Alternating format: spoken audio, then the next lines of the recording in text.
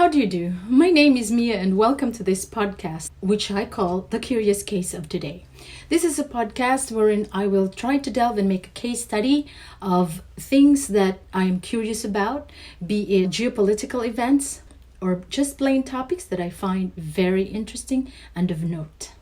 For our first topic, I'd like to discuss the nation of Afghanistan. Why Afghanistan? Because it's a nation that is front and center in all of our minds in connection to what happened and transpired during the last month of August 2021. Oh, by the way, before I continue, I just want to tell you that I'm just a regular person. I don't have a team. I'm not professional by any means. I just have this camera. I have my notes over up there where I researched, and this is all there is to it, and I hope you bear with me, but that you get something positive out of what I'm gonna share with you anyway. The events of Afghanistan has angered and befuddled many of us when we saw all of the dehumanizing conditions by which the Afghanis were subjected to while they were trying to escape their countries. At least the ones that we saw who could go to the Hamid Karzai airport so that they could board all those planes. And some of them, as we have seen in footages, even have risked life and limb, and it has cost them their lives. We've seen the people do this because many of them wanted to escape or get out of the country rather than be under the rule of the Taliban. We saw those blood-curdling images when an ISIS-K suicide bomber detonated a bomb which claimed the lives of 170 people, including 13 military U.S. servicemen. So let's begin and delve into like a cursory reportage on Afghanistan, just a thumbnail version, okay? Let me open up a map here. You can maybe see here this is a biblical map, and the reason why this is I'm sharing with you a biblical map is because just for me personally, I can collate my information better in terms of events that have occurred in history coming from the Bible. I'm a student of the Bible, and this is just how I can relate to world events from the ancient times to the modern times with more efficacy. So, as we can see in this biblical map, Mesopotamia, and then Persia, Persian Gulf, and then Persia, over here in this southern territory here. Just let me give you a smaller thumbnail even of our history, of the world history from the ancient times until the modern times in relation to empires that existed. So, Assyrians and Sumerians were conquered by the Babylonians under Nebuchadnezzar. After the Babylonians, Babylon was conquered by the Medo-Persians. After that empire, they were conquered by the Grecians, or the Greeks under Alexander the Great. When Alexander died, he was asked where the empire would go to, and he replied, "Give it to the strong." And out of that, the kingdom was divided into four generals. His four strong generals were Ptolemy, Seleucus, Lysimachus, and Cassander. Okay, so out of there emerged the Roman Empire. The Roman Empire did not necessarily topple the Greek Empire, okay, although they just emerged like I had mentioned. However, they have inculcated into them many, if not a majority of the Greek culture. The Roman culture then gave birth to what I call sub-empires such as the British Empire, Spanish, French, and now all the Western nations in the modern day. So going back to the map, let's put our focus back here in Persia. So we see Persia towards right here on the southern bottom of the map, towards the right side, okay? And if you focus your eyes towards the ridges to Persia's northeast, this mountainous ridges towards its east, that is Afghanistan. So now let me show you a modern day map, okay? Let's locate Afghanistan and let's make that our epicenter. What we see here is Afghanistan being at the center. Towards its left is Iran, and that was Persia during the ancient times. And towards the south is Pakistan, extending to southeast, okay? And towards the northeast as well is Tajikistan. Directly north is Uzbekistan. and northwest is Turkmenistan. Please take note of this overarching territory of Afghanistan that is bordered next to China. Okay, just take a note of that part of Afghanistan is connected to China, because that may come into play in the future when we discuss more about geopolitics. Okay, to continue with our texts. We don't have to go back to our map, but remember when I said after the Babylonians came the Medo-Persian Empire? So it was during the Medo-Persian Empire under Cyrus the Great when Afghanistan began to be discovered. But it was not until Darius I when Afghanistan became established. So from the 7th to the 18th century, Afghanistan came under Muslim and Mongolian kingdoms or dynasties. There were also some dynasties that were born out of those respective regions. So Afghanistan was led by Shahs until 1973, and their last Shah was Mohammad Zahir Shah. From 1973 to 1978, now remember we're entering modern Afghanistan now, and also there are many other things that have happened with Afghanistan. For example, the Anglo-Afghan War, which I'm not going to go into there right now, but because we're just doing, like I said, a very concise version of their history. So from 1973 to 1978, the Republic of Afghanistan was set up. In 73, Zahir Shah was ousted by his cousin Dawood Khan by way of a coup d'etat. In 1978, the leadership of the country began to espouse communist policies. However, this was not met well by many of the people in Afghanistan because it was very contraindicated to their cultural heritage. Well, communist policies and ideology being atheistic was not indeed compatible with their religious proclivities. So because of these cultural differences that they had, there was a civil war from 1978 and it lasted until 1992. In the interim though, in 1979, the Soviets came to invade Afghanistan to support their communist faction who were fighting against Muslim guerrillas that's called the Mujahideen. The Mujahideen were militant type of people who's religiously devout to Islam. Mujahideen, by the way, translated means those that engage in jihad. In modern Afghanistan, the United States became initially involved with the country when they funded the Mujahideen and gave them endowments and armaments in support of their war against the Soviets. And in effect, the United States was now in war by proxy in Afghanistan. In 1994 came the Taliban. Taliban means students in Persian, and they consisted mostly of Pashtuns, Tajiks, Uzbeks, and they are Shiites or Shia Muslim. At this time, Afghanistan was very worn with war. So Taliban was able to eliminate corrupt officials in the Kandahar province, and with the backing of Saudi Arabia, they gained popularity. As a result, many young men in Pakistan as well as in the Kandahar province allied themselves with the Taliban. We're now in 1989. Al-Qaeda comes into the picture. Al-Qaeda translated means the base. Al-Qaeda was a scattered or splintered group that was based in Sudan. Their mission was to eliminate corrupt officials in Islamic countries as well as eliminate Western presence in Islamic nations. So case in point, you have Saudi Arabia, right? There's a big US military base there and they want that out. By the way, let me just backtrack a little bit. The Taliban was able to provide refuge for Al-Qaeda, and they harbored Osama bin Laden, who was the known leader of Al-Qaeda. So World Trade Center was attacked by Al-Qaeda operatives, and at that time, U.S. President George Bush called for an extradition of the Al-Qaeda leader Osama bin Laden to be taken to the United States to face trial.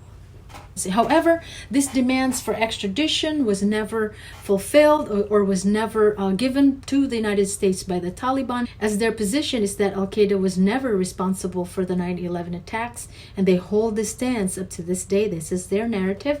George W. Bush invaded Iraq, but that's for another discussion. And shortly thereafter too, when extradition was not fulfilled by the Taliban for Osama bin Laden, the United States then performed a war campaign against Taliban situated in Afghanistan. So there was a very decisive bombing campaign against the Taliban by the Allied forces. At that time, it was British under Tony Blair, NATO forces, and the United States came, and together with what's called as the Northern Alliance, which was a faction of the Mujahideen, who mostly were in the Panjshir province, together they banded and they defeated the Taliban and rendered them of none effect.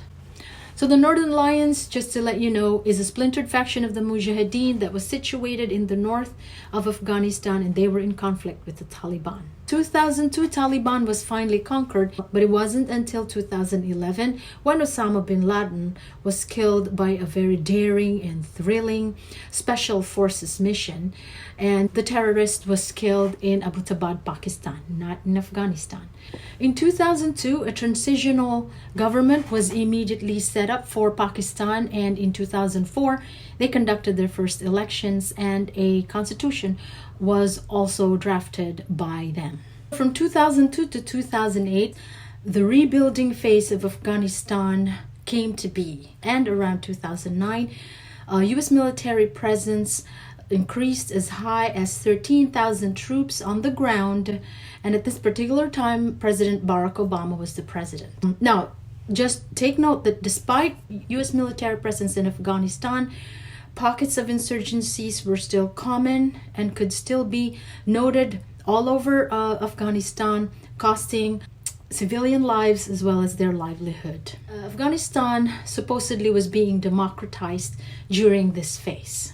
So in 2014, combat missions supposedly officially concluded. In 2017, proposals to withdraw from Afghanistan started under President Trump. And the Taliban were in talks with U.S. envoy and other international players. I just would like to share with you an article from February 29, 2020. This is a CBS News report. It says here, and I quote, "President Trump has signed a peace agreement with the Taliban aimed at ending the military action of Afghanistan with a deal to decrease forces from 13,000 to 8,600 in the following 4 months, but that the complete pullout, however, would depend on the Taliban meeting their commitments to prevent terrorism." And now fast forward to July 2, 2021, the pullout of the military personnel in Bagram Air Force Base. At this juncture in history, Joe Biden is the current commander-in-chief of the U.S. troops and U.S. military, and in July 2, 2021, as I have mentioned, the troops exited the Bagram Air Force Base without the knowledge of the Afghan commander. They did this in the middle of the night at about 2 a.m. And it's also important as a side note to mention that from April 2021 to August, cities in Afghanistan, beginning at the south, heading up to Kabul, were falling like dominoes, like tipping dominoes to the Taliban, until in August 15, it finally came and concluded in Kabul. The Taliban took over Kabul, and we saw that, and it was broadcasted all over our news and our wires. So it was at this point wherein we saw all of the pandemonium and the chaos when many citizens, people who were aid workers, who have helped the Western forces who were there in Afghanistan in the last 20 years, interpreters and aid workers with their family, all of them made for the Hamid Karzai airport expeditiously, and we saw the mayhem, the disorganization, the perplexity in the people's faces, and the panic as well. And as I have mentioned during the introduction, the fatal day where the ISIS-K suicide bomber came and claimed the lives of 170 people. So it was a consensus around the world that the pullout of the United States, or the exit strategy of the United States, was horrendous and was a debacle, to say the least. Experts who have weighed in, as well as really in a commonsensical way, the exit strategy should have been civilian first were to leave the country, and the next in the sequence would have been to destroy dossier and papers. Following that, in the sequence, would have been to destroy all the military equipments so that they could be rendered useless for the enemy. And then after that, the military should have been the ones to exit. However, this was not followed, and as a result, there were many people who were behooved by this, and it discouraged and left somewhat of a bitter taste, even in the British Parliament, as we have seen in news reports coming from Britain itself, and also some grumblings from other countries, especially those who are a part of the NATO nations. Suffice it to say that the chaotic execution of the exit by the United States, ending August 31, will be known as one of the worst disasters and shambolic in the annals of diplomacy and foreign policy. As we have seen in the reports, there are still US citizens, aid workers, and people who have helped the Western forces when they were there in the last 20 years that are left behind. The Taliban, as they have expressed, would like to be acknowledged as a viable government, but at the same time also reiterating that they will institute Sharia law. We know that Sharia law is stringent, if not cruel, to women who want to be a part of the society at large, meaning if they wanted to work and to have an occupation of their choosing. And also, it is not very friendly to religious minorities. Already we hear reports of Sikh, Hindu, and Christians who are being persecuted and are just being relegated to be holed up in basements, never to see the light of day. While the spokespeople of the Taliban insist that they have made concessions, and in fact they have proposed that anybody who wants to leave the country can do so and that they will not prevent it. However, we have seen different kinds of documentation in the social media where women are being beaten in the streets, and former commanders of the Afghan army when the Western forces was still in the country are being executed. Other political dissidents also being executed, or people belonging to the religious minority having the threat of being either burnt alive or quite simply being quelled and silenced. So what is the future of Afghanistan, my friends? Will the freedom-loving Afghani people, the women and children, those belonging to the religious minority, be safe and have security under the Talibs? Your guess is as good as mine. But can I just make a suggestion that for us who are looking from the outside, who are not experiencing rule under the Taliban, let's just lift them up in prayer, if you believe that, and also let us be an advocate for them. It may come to a point when the media will just treat Afghanistan as a shadow. Let's still keep it in the foremost of our mind that if there are humanitarian concerns, may we be not this kind of person that will just look away and say, hey, it's just another humanitarian crisis on top of the other, piled on top of another and another, and I can't keep up anymore. Can I just challenge us to see if we can be a kind of people that can afford to be conscientious and empathize with them? Especially because they were one of these nations that was promised by multiple sets of countries who were supposed to democratize them and help them to obtain their independence. But then all of a sudden they were just abandoned in this way. May we be able to at least have a tender heart towards them. The Afghani people, as you can see, would like to be free. And I'm sure they would rather that they could just have their education and work, be entrepreneurial, and be free to read, to fly their kite the way they know best how, and to just live their lives like how they ought to, according to their heritage. And since the debacle that has happened there, I'm just one of these people that have begun to look more deeply into them, and I don't know why. Perhaps because for some reason the Lord has just given me some sort of a burden for them. I've read more about their books, about their culture, brought into my memory the Afghanis that I have met and those that I'm speaking with in social media, their deep desires to go back to their country and live like how it was before, when they were indeed somewhat relatively free, despite the country always being under conflict. So that's it for me for this maiden podcast for the curious case of today, Afghanistan. I'll call this part 1. Very shortly, I would like to post a part 2. It's something that dovetails into Afghanistan, geopolitically speaking. And by the way, I just wanted to say, as much as I can, I'd like to be apolitical here and be non-partisan. I don't want to fight because I know geopolitics is very polemic and it's just a very incendiary type of topic, and I don't want to engage in that. I just would rather inform, and especially if I can be an advocate, or if I can not necessarily speak, because I'm sure I will not be able to feel their pain. If I can empathize and send sympathies for Afghani people so that somewhere, somehow they are not forgotten. This has been the curious case of today, Afghanistan part 1, and my name is Mia. All the best to everyone.